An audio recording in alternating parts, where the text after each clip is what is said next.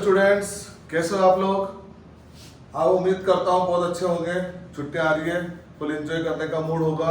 लेकिन एंजॉय करने के साथ साथ एक बात जरूर ध्यान रख लेना, ये जो छुट्टियां मिली ना आप लोगों को, ये आप लोगों को पढ़ने के लिए मिली है। क्योंकि हर स्कूल में लगभग टर्म वन के एग्जाम स्टार्ट या तो हो चुके हैं या होने वाले हैं। तो और अब इस छुट्टियों में अपनी सेहत का बहुत ध्यान रखना, क्योंकि मौसम बदलता हुआ मौसम है। अगर तो एक दिन भी तबीयत खराब रह गई तो वो पूरे पेपर की बाकी सब समझ रहे हो। तो यहाँ से मैं आप लोगों के लिए आज लेके आया हूँ 9th क्लास का सबसे इंपॉर्टेंट चैप्टर, जिसको कहते हैं, वो कहते हैं असली 9th की स्टार्टिंग जहाँ से होती है। असली 9th क्लास की स्टार्टिंग जहाँ से होती है वो चैप्टर नंबर 6, इसका नाम है लाइन्स एंड एंगल्स। तो आज हम इसी के बारे में पढ़ेंगे, बिल्कुल बेसिक से स्टार्ट करेंगे। हालांकि हो सकता है ये आपने प्रीवियस क्लासों में पढ़ा होगा, लेकिन मैं फिर भी यहाँ पे आपको बिल्कुल बेसिक पॉइंट टू पॉइंट लेके चलता हूँ। तो वेलकम टू एमजी प्लस, और बने रहिए मेरे साथ। देखते हैं इस चैप्टर में क्या क्या होता है, क्या क्या आता है, कैसे सॉल्यूशन होता है, धीरे धीरे 1 to 1। क्योंकि बच्चों ध्यान रखना, अब जो चैप्टर अपने पास आएंगे 6, 7, 8, 9, ये वो चैप्टर है जिसमें कैलकुलेशन पार्ट न के बराबर है, जिसमें कैलकुलेशन है ही नहीं, बहुत कम है, बाई चांस बहुत कम, और होगा तो ज्यादा प्लस या माइनस बस। इसी तरह की इसमें कैलकुलेशन है। तो अब जो क्वेश्चन आएंगे उसमें एंगल्स बेस आएंगे, प्रूफ दैट आएंगे, कैलकुलेशन बेस बहुत कम आएगा। कैलकुलेशन पार्ट जो आपका है वो 11 चैप्टर में चला गया पूरा तरह से।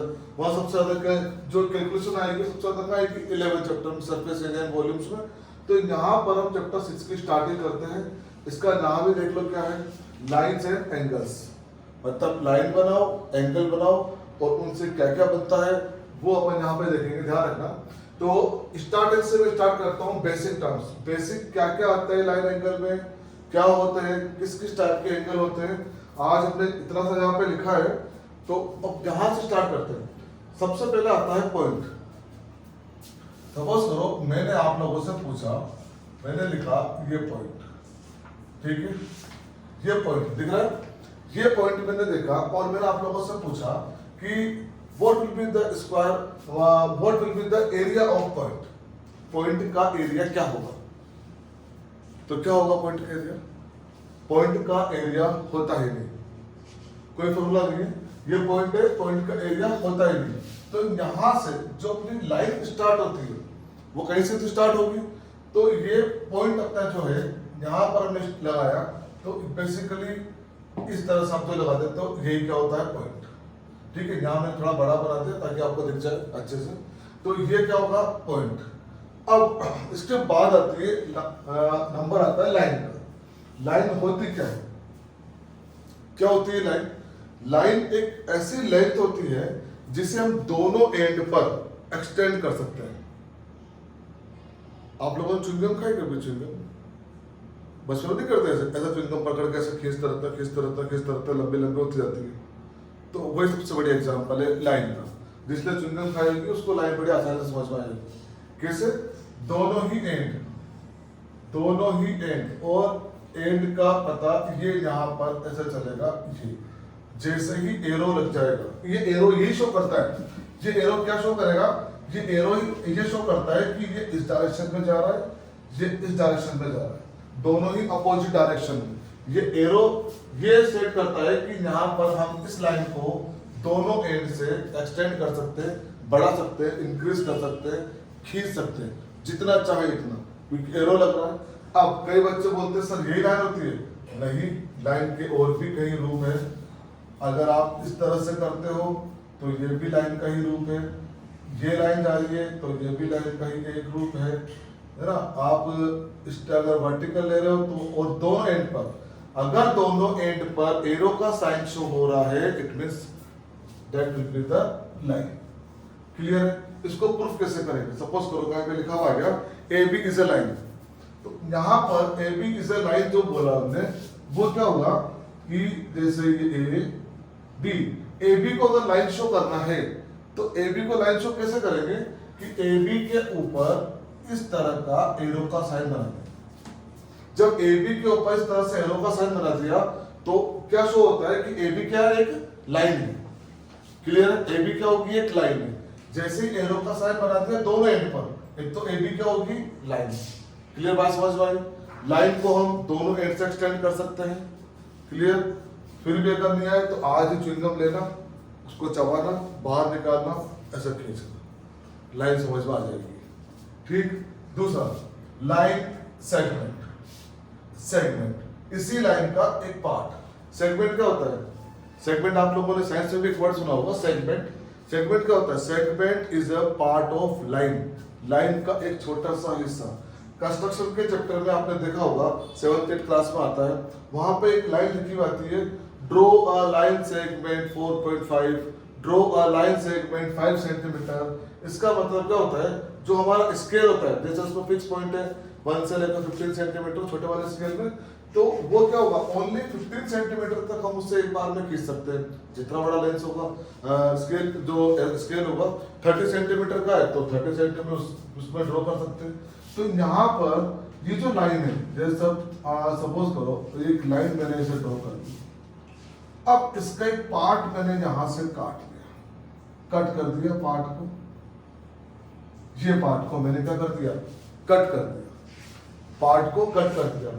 जैसे इस पार्ट को कट किया तो ए से लेकर बी तक जो फिक्स लाइन की लेंथ हुई वही क्या हुई? Line segment. और लाइन सेगमेंट में क्या होगा? जो दोनों एंड होंगे वो क्या होंगे? फिक्स्ड होंगे, और उसकी जो लेंथ होगी वो फिक्स होगी। कि हाँ, जैसे सपोज करो मैंने लिखा यहाँ पर, यहाँ पे लिखा मैंने कैसे शो कैसे करेंगे? सपोज मैंने बोला कि ए बी एक लाइन सेगमेंट है, तो उसको शो कैसे करेंगे? तो ए बी के ऊपर इस तरह से एक लाइन ड्रॉ कर दी, ए बी के ऊपर एक छोटा सा ऐसे लाइन सेगमेंट यहाँ पे ऐसे बना दिया, ये तो ये क्या हो गया? Line segment. ए बी किसको शो कर रहा है इस बार? लाइन सेगमेंट को। बात समझ में आई? फिर से लाइन क्या हुई? Line is a line we can extend both side, दोनों साइड से हम उससे एक्सटेंड कर सकते हैं, वो क्या होगी? लाइन। अब उसी लाइन का एक पार्ट काट दिया, उसी लाइन का, जैसे सपोज करो मेरे पास 10 मीटर की स्ट्रिंग है, रस्सी है 10 मीटर की, और मैं चाहता हूं कि मैं उसमें से 5 मीटर की टुकड़ा काट लूं। तो मैं क्या करूंगा? पहले उसको मेजरमेंट लूंगा, उसको मेजर करूंगा 5 मीटर तक, और फिर वहां से कट कर लेंगे। तो वो जो 5 मीटर का आया वो क्या हो गया?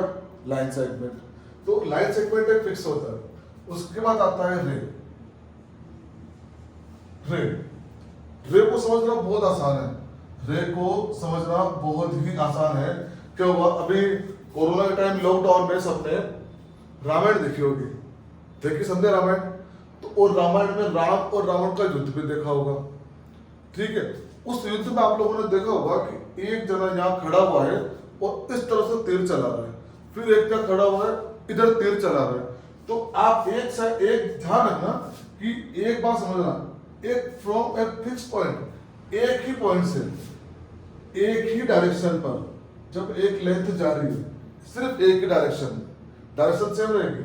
From a fix point a length going to one direction, only एक सिंगल डायरेक्शन में अगर जा रही है तो उसे बोलेंगे हम रे। अब ये किसी भी डायरेक्शन में हो सकती है, ये इस डायरेक्शन में चले जाएगी यहाँ पर, और अगर ये चाहो तो ये यहाँ से इस डायरेक्शन में चले जाएगी, लेकिन जाएगी एक ही डायरेक्शन में। जो उसका दूसरा पॉइंट होगा वो होगा बिल्कुल फिक्स, वही हमें क्या होती है? रे।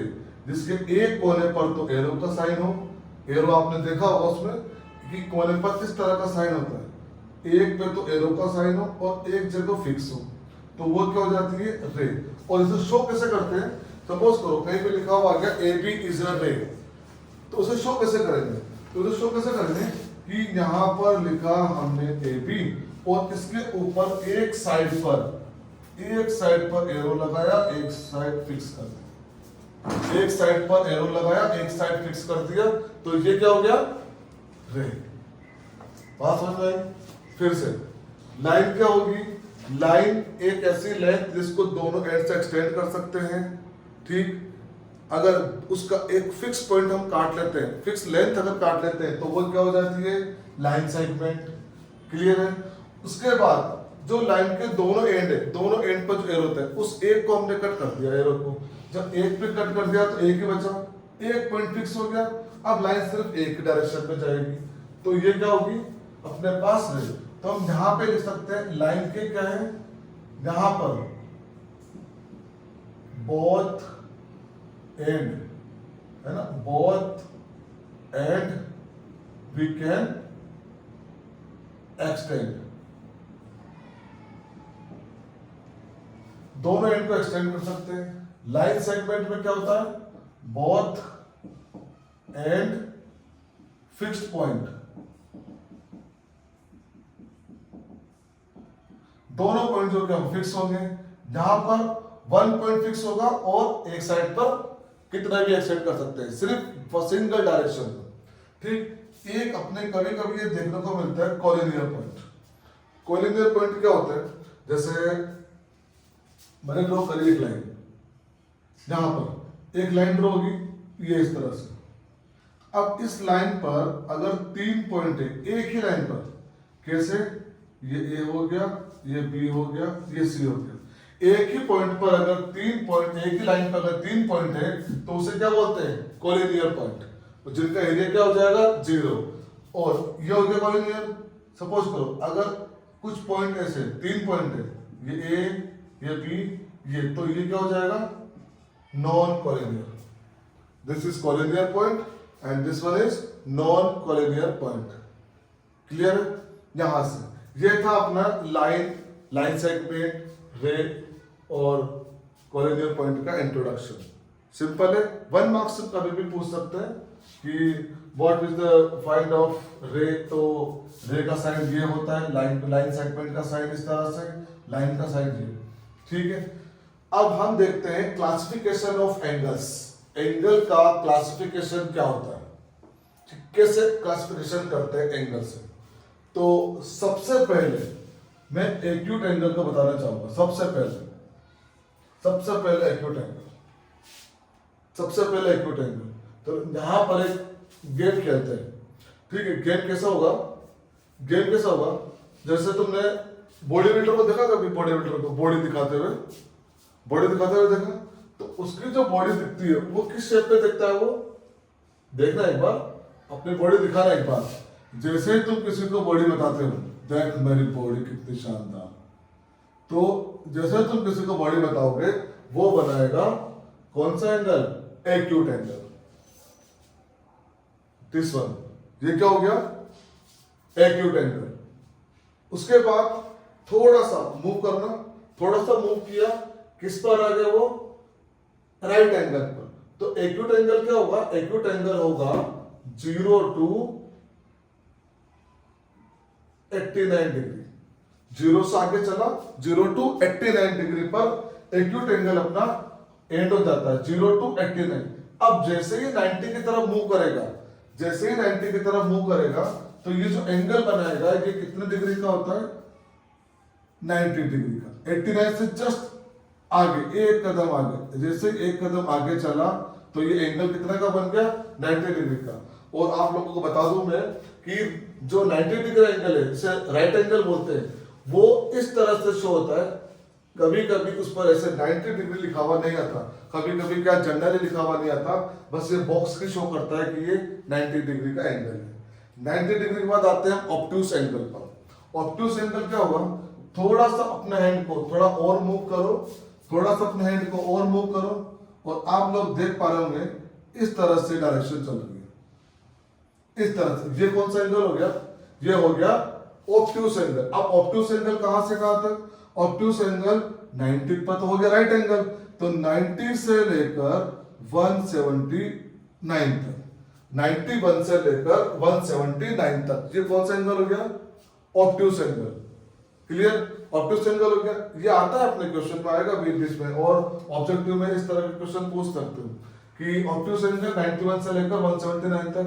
अब आता है स्ट्रेट, तो नाम से पता लग रहा है, देखना नाम से पता लग रहा है स्ट्रेट एंगल। जैसे ये हमने बनाया स्ट्रेट एंगल, ये कितना जाएगा, सीधा 180 डिग्री। आप लोगों के पास प्रोजेक्टर है, चांदा में देखना, 0 से स्टार्ट होता है 180 तक जाता है, इधर से भी 0 से स्टार्ट होता है 180 तक जाता है। तो स्ट्रेट लाइन कितने डिग्री एंगल बनाती है, कितना डिग्री का, 180 डिग्री का। क्लियर, यहाँ स्ट्रेट एंगल कितना, 180 डिग्री का। अपने हाथ को थोड़ा सा और नीचे लेके चलो, थोड़ा सा और नीचे, यहाँ पे देखो ये एंगल इस वाले को थोड़ा सा और नीचे आओ, तो ये एंगल कौन सा हो गया 180 से ज्यादा रिफ्लेक्स एंगल। तो रिफ्लेक्स एंगल हम क्या कह सकते हैं अबव 180 ग्रेटर देन, जितना ज्यादा होगा 180 से ज्यादा, 180 से ज्यादा, तो इसको यहां से लेते हैं, यहां से देख लेते हैं 180 डिग्री से लेकर कहां तक, 180 से लेकर 359 तक कर लो उसको, 359 तक, 181 से लेकर 359 तक। और जैसे ही ये वापस से पूरा घूमकर ये वापस यहाँ पहुंच जाता है तो इसे बोलते हैं 0 डिग्री एंगल या 360 डिग्री एंगल भी बोल देते हैं। और ये 0 डिग्री एंगल भी हो जाता है क्योंकि ये एक ही लाइन इसमें यहाँ पे दिखती है अपने को, एक ही लाइन यहाँ पे दिखेगी, तो ये क्या हो जाएगा 0 डिग्री एंगल या फिर 360 एंगल। तो अब मैं आपको बताता हूँ एक प्रैक्टिकल जिसमें देखना आप लोग कैसे आप लोग सीखोगे। सबसे पहले इस तरह से acute angle, right angle, obtuse angle, straight angle, reflex angle, और ये पूरा घुमा तो वापस से कितना 0 डिग्री एंगल। बहुत सिंपल सी ट्रिक है याद रखने के लिए, और आप लोग कभी भी इसको नहीं भूलोगे, चलते चलते भी आप लोगों को ये याद रहेगा कि अपना हाथ की डायरेक्शन पे जा रहा है तो ये कौन सा एंगल बनाएगा। क्लियर? यहाँ पर हमने बहुत बेसिक सी चीजें पढ़ी है अभी। अब इसके बाद हम इसमें थ्योरम्स आएगी, वो थ्योरम्स देखेंगे। उसके बाद उस थ्योरम्स पर बेस क्वेश्चन आएंगे, कॉम्प्लीमेंट्री एंगल, सप्लीमेंट्री एंगल, उनमें आप लोगों को एक ट्रिक बताऊंगा। कई बच्चे कंफ्यूज हो जाते हैं सप्लीमेंट्री क्या होता है, कॉम्प्लीमेंट्री क्या होता है, कितने से माइनस करें। क्लियर है? तो नेक्स्ट वीडियो में इससे आगे की क्लास हम लेंगे। तब तक के लिए थैंक यू, गुड नाइट।